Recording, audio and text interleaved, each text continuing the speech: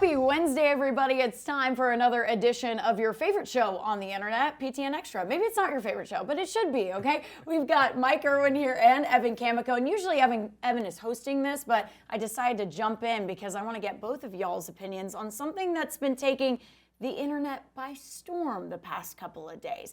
And that is the article that was written by Jeff Goodman. I think it was written this past weekend, and it dropped on Sunday or Monday or something like that.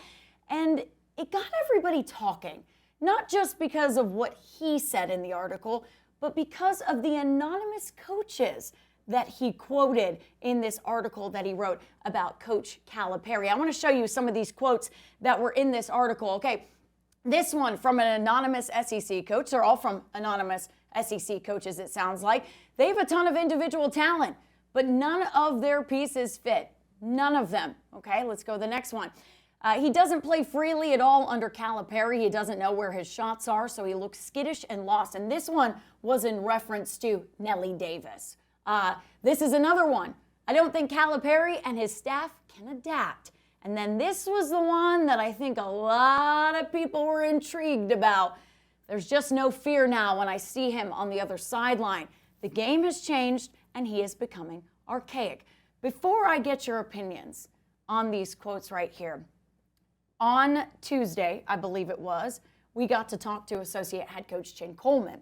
And I give credit to Tom Murphy of the Arkansas Democrat-Gazette because he, at the end of that press conference, did ask Coach Coleman about these comments, and specifically the one where they called Coach Cal archaic. I'm going to play that soundbite for you guys in case you didn't get to hear it. Jeff Goodman had a story talking about the program, and some anonymous coach referenced Cal as archaic. And I'm wondering if you guys have seen that and have any reaction. No reaction to it. Absolutely. Definitely not true. He's one of the most innovative coaches to ever coach. So to say that he's archaic is so you're fishing, in my opinion, but everybody's entitled to their opinion. I'm blessed to work for a Hall of Fame coach, the best coach in the business. And so I don't have any social media, so I don't read any of that stuff, don't know any of that world. I just know how great Coach Cal is and how much he cares about these players. And I know we're in a little bit of a bad patch right now, but we're going to try our hardest to get out of it. Yeah, so that's what he had to say. Very diplomatic there from Coach Coleman. Before I open up the floor for you guys on these comments, I think the archaic one was a little, harsh. I do think that first comment we read about that they have a lot of talent on this team, but none of the pieces fit, that's something that myself has been saying. Mike, I think you even made that point many times before. I think, Evan, you've even said that.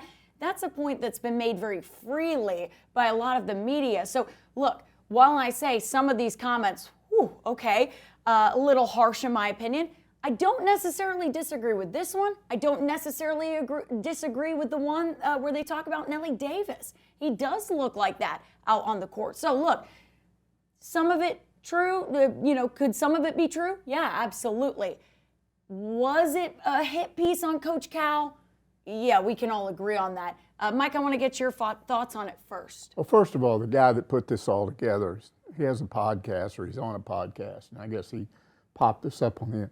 I mean, it's disingenuous. There should be an asterisk up there that says, I've hated Coach Cal for a long time. We fight, we argue, he won't talk to me, or he went a long time without talking. So when you start off with something like that, and the history, where one doesn't like the other, then that calls that into question a little bit. Now, the first one, which you said you sort of agreed with, is none of the pieces fit, none of them. It's not that the pieces don't fit. It's that the pieces aren't pulled together in unity. There's no leadership on this team. When you bring everybody on this team but Trevor Brazile is an incoming transfer. Brazile transferred out, so technically he is too, but he was here last year, but he was on under a different coach. So when you bring everybody in and everybody's new, there have to be more than one, usually 2 or 3 guys that kind of put those pieces together. And you don't have that, so yeah, the little pieces that you want to fit don't fit. They pull apart because there's nobody bringing them together. Yeah. But the stuff about archaic and all that, whoever this is, whoever these coaches are, I hope fans are smart enough to understand what this is.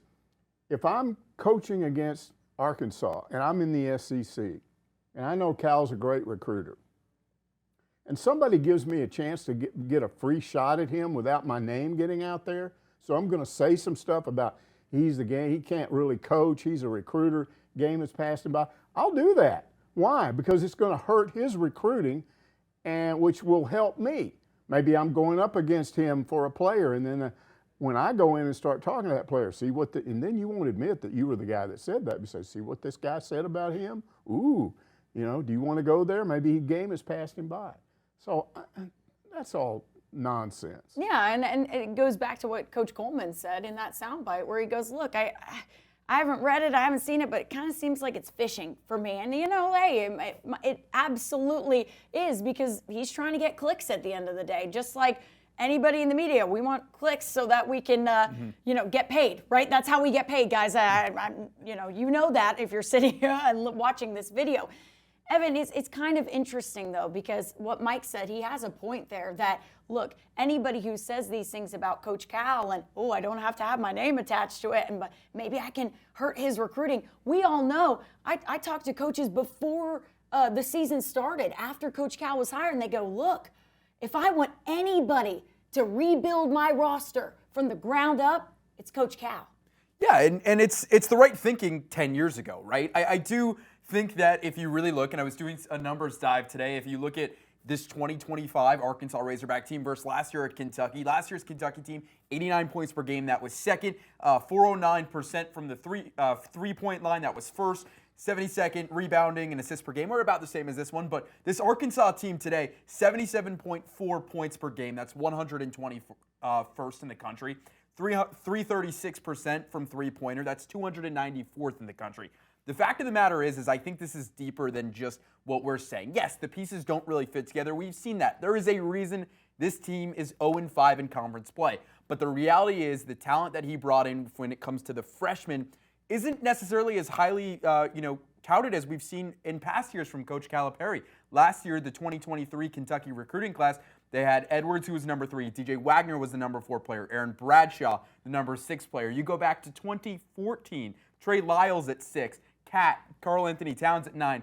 Devin Booker, he was 18. Tyler Eulis was 25. That's 4 or 5 guys, each of those in the top 15, top 20. This year, you have 2 top 30 players, and that is Boogie Fland, who's now done for the year, as well as Carter Knox, who is 27. Other than that, you don't have that young talent that they usually have that can get you there. In 2025, as of right now, you have that. You have 2 of the top 3 players committed to Arkansas. Malik Thomas, number 3. Darius Acuff, number 1. So I think it has to do with necessarily maybe the talent you thought you were going to bring in, that Cal thought he was going to bring here, isn't as good as the top talent that we're seeing in college basketball today. Cooper Flagg arguably can't miss TV right now in college basketball. Same with Ace Bradley and some of these other guys who are really good. Dylan Harper, all these young guys who you are used to seeing John Calipari bring to his team. He didn't get any of them here in Fayetteville, and I think that's a testament to 2 things. One, how deep college basketball is around the country and how deep it is in the SEC. So, it's really, is there ways that this team is archaic? Yes, in a sense, there is potential of saying that. Do I think that Cal isn't the guy to do the job and get the flip? No, I think he's the right guy. And if you're going to trust anyone, like you've said, you got to trust John Calipari. That's what I think as well. I mean, as a recruiter, yes. And I know some of the people out there say, well, but X's and O's, Courtney's X's and O's. Well, he's always had the Jimmies and Joes, and every coach will tell you that. They will go down, they will say, yes, you want him being your head coach because of who he can bring in. I think you bring up a really good point about where those guys are ranked. And I get it. You might be sitting there going, Courtney, but you said before that rankings, they're subjective and they don't matter. It does when you really look at the history of college basketball and how some of those players that you just mentioned have panned out. Some of them don't live up to their rankings. Some of them do. And so I think there is a point to be made there. We talk about Boogie Fland being out for the season, and I know it's been a big talking point. Everyone goes, man, they're done now. They're done. They can't go forward now, losing Boogie Fland. And yes, it is a big loss for everybody out there saying, Courtney, he hasn't been producing as much in the past few games. Well, yeah, you can see that hand was clearly bothering him, and we just didn't know how much it was. But he still is the Hawks' second leading scorer, and then he's first in assists on the team as well. You lose a guy like him, and you wonder what's going to happen from here on out. Georgia tonight is the first kind of glimpse we're going to get to see. But I'm going to ask you guys a loaded question here. Mike, do you think this team is dead in the water without Boogie Fland? I mean, you can't know. There have been examples of situations like this where you lose a really good player and everybody else suddenly realizes, oh, we got to pull together. And then those little pieces that we talked about that weren't fitting suddenly fit because everybody knows they have to do that. It could be, I mean, we've read some stuff, even some of the fans. I don't disregard everything fans say. I disregard it if it sounds stupid. But there have been some fans that suggest that Boogie Fland shouldn't be the point guard, that he'd be better as the two. There are some people, yeah. And you might want DJ Wagner or even Nellie Davis as your point. Well, now you're going to have that. So maybe they're right. We will find out. There's a lot of points that they're still giving up. I mean, if you go back, maybe he didn't score as much in these last 2 games because he's been hurt, but let's say he's not hurt. Then you're still talking about a lot of points that have to be replaced. Yeah. Because he's not there. Correct. So the question is, can those people that have to step up and play the minutes that he would be playing, can they produce? And they're already in trouble. So I don't know. I can see where it could benefit this team. I tend to think it won't. Yeah, it's kind of one of those things where you're like, maybe it helps, but also you could see it going absolutely horrible as well. And you're right, we're not going to know until we see who's in that lineup and what Coach Cal does with this team moving forward. You mentioned DJ Wagner playing the point guard. Coach Coleman said it's point guard by committee, really. I mean, they're going to see DJ Wagner play in that position because he has played in that position at Kentucky for them. He's comfortable there. So I think, yes, he's going to be your starting point guard, but he also said Nelly could get some time there. He also said Billy Richmond has played it before, so we could see him there. I think you're really going to see this team by committee. If they can all step up, we could see a turnaround. We could. I don't know if that will happen, but Evan, I know you want to say something to that. Yeah, I kind of want to play devil's advocate and how this could almost be a good thing. And I went through the first, if you look at the Missouri game, I went through the first run that Missouri had, the 18-2 run. Possession 1, they had 5 passes, got the ball down low, and found Jonas Adu for his dunk. That was the only 2 points they had in the first 6:15 of the game. And then from there, you look at the rest of it. Second possession, 2 passes, Boogie and Adu both had air balls there.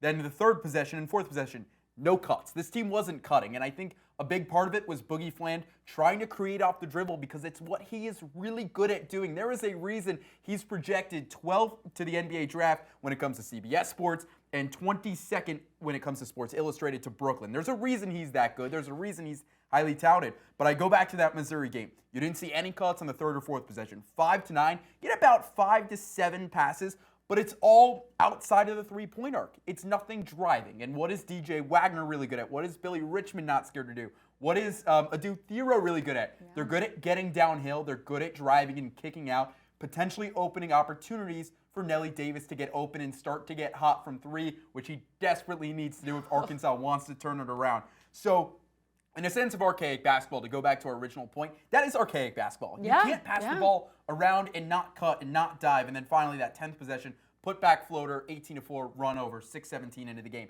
So archaic basketball, we have seen it from Arkansas. You saw it the last possession of the game, too, against Missouri, where it's Carter Knox and DJ Wagner going back and forth for 11 seconds before getting up a 3. So I think that it could be a good thing because it'll force this Arkansas team to have to create not on the dribble, not rely on Boogie Fland so much, and finally find cuts and find open shots a little more often than they were. We'll see if that happens against Georgia tonight. You never know. You don't, right? And that's the funny thing is, like, we talk about all these hypotheticals, but you really don't know what losing one of your best players is going to do for the team until it happens and until you're thrown into that situation. And like we've made the point before, sometimes it can work. Other times it doesn't. So at this point, you're just throwing something off a wall and hoping it sticks. And that's 0-5. Hey, and that's exactly what this coaching staff should do. They have an opportunity here to change things up. It hasn't been working. It hasn't been working. What you've been doing hasn't been working. So this gives you an opportunity to say, okay, we're thrown into some uncharted waters here. Let's see what we can do. We'll see if they can get an SEC win this week. They have 2 opportunities to. One tonight against Georgia, one this weekend against Oklahoma. I hope next week on PTN Extra we're talking about an SEC win. Can they do that for me? Gosh, we'll find out. What's interesting is Bet Saracen actually, last time I checked, and by the time we're recording this, Bet Saracen had the Hogs as 1-point favorites in this matchup with the Bulldogs. Maybe I'd take that. Yeah, what? Yeah, you I love it. I don't know. Is Bud Walton going to be worth a point tonight? That's the question, right? Or this whole week, I should say, really. Well, That what I is the mean question. is I would bet against Arkansas. Yes, I know what you're saying. You would bet against Mike's Arkansas. fading the Hogs. Yeah, Mike is betting on the Bulldogs tonight. But look, I do agree with you, Evan. That has been a talking point all week long. I've actually checked on Ticketmaster and all those different sites, SeatGeek and all of those. It does look like, yay, there's not too many tickets available. Does that mean they're already sold and the people aren't going to show up? Or does that mean people are going to show up? We'll see. I mean, again. That is a huge issue, guys. It is. I know, I agree. Because here's what we fundamentally have and what we will see tonight. How many people in the fan base really see themselves as there to help? Because if you just walk in there going, all right, show me something, you haven't done anything, show me you can win a game, and you're kind of quiet unless they don't do something, if you're not there to jack this team up, I just have a belief that when a program is struggling, the fan base has an obligation to step in there and raise them up, not pound them down further. Yeah. So what are we going to see? I'd like to see the student section. Yeah. Like where have they been, right? Like we talk so much because our demographic, the people who watch us, are a lot of the older Hog fans and who are not in college. I'd like to see where those college students are. It's a Wednesday in January. It's probably welcome week. You don't have a lot of assignments. You don't have a lot of homework. You've got 2 night games. You got to show up for it. The student section has not been packed at all this year. Besides that Kentucky game, it's got to happen soon because they need the students. Besides the Kansas game. Besides the Kansas game, Yeah, yes. You need the students. They're your heartbeat of the Bud Walton Arena. You need the students. They've got to show out this week. Well, we're going to find out. If you're watching this and it's Thursday or after the game on Wednesday night, you can let us know how it was, what you think in the comment section of the fans and how they showed up for the Hogs on Wednesday night. But that's going to do it for us on PTN Extra. We'll see you next Wednesday to discuss more.